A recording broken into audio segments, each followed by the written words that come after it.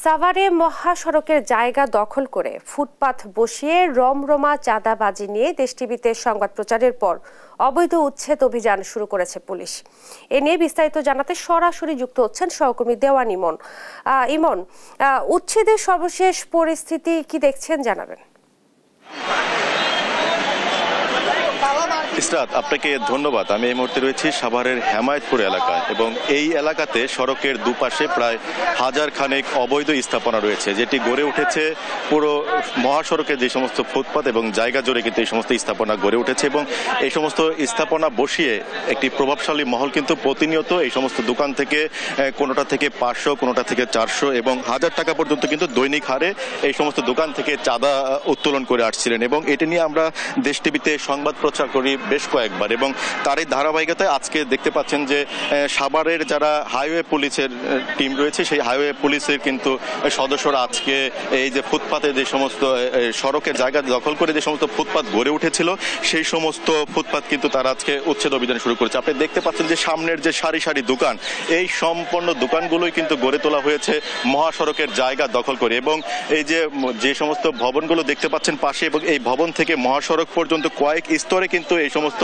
জায়গাগুলো তারা এই সমস্ত দোকানগুলো কিন্তু তারা গড়ে তুলেছেন এবং এটি নিয়ে কিন্তু চরম দুর্ভোগ পোহাচ্ছিল যারা স্থানীয় বাসিন্দা রয়েছেন, যারা পথচারী রয়েছেন তারা এবং এই দুর্ভোগ করেই কিন্তু একটি মহল কিন্তু এই দুর্ভোগ সৃষ্টি করে মানুষের কাছ থেকে কিন্তু তারা এই সমস্ত দোকান বসে কিন্তু তারা মোটা অঙ্কের অর্থ কিন্তু প্রতিনিয়ত উত্তোলন করে আসছিলেন। সেটির প্রেক্ষিতে কিন্তু আজকে যারা হাইওয়ে পুলিশের পক্ষ থেকে কিন্তু এটি উচ্ছেদ অভিযান পরিচালনা করছেন এবং এটির নেতৃত্ব দিচ্ছেন যিনি হাইওয়ে থানার অফিসার ইনচার্জ রয়েছেন শওগাতুল আলম তিনি, এবং তার সাথে আমরা একটু কথা বলবো যে এই অভিযান আগামীতে তারা অব্যাহত রাখবেন নাকি এরপরে তো আমরা দেখেছি এর আগেও বেশ কয়েকবার উচ্ছেদ হয়েছে এবং সেটি আবার পুনরায় বসছে, এই বিষয়ে কি পদক্ষেপ নেবেন পরবর্তীতে সেটি একটু আপনার কাছ থেকে জানতে চাচ্ছিলাম।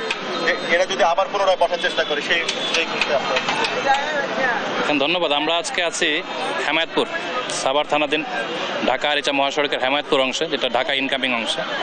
এখানে আমরা আজকে বেশ কিছু অবৈধ স্থাপনা উচ্ছেদ করেছি বা করছে, কাজ এখনও চলমান। আমরা আমাদের এই কাজটা অব্যাহত রাখবো। আপনি জানেন সামনে পবিত্র রমজান মাস, আমাদের পবিত্র ঈদ উল ফিতর, মহান স্বাধীনতা দিবসের প্রোগ্রাম আছে। এই মহাসড়কগুলো দীর্ঘদিন যাবত তারা অবৈধভাবে অন্যভাবে দখল করে রাখছে। আমাদের এই অভিযান এবং এই উচ্ছেদ এটা অব্যাহত থাকবে।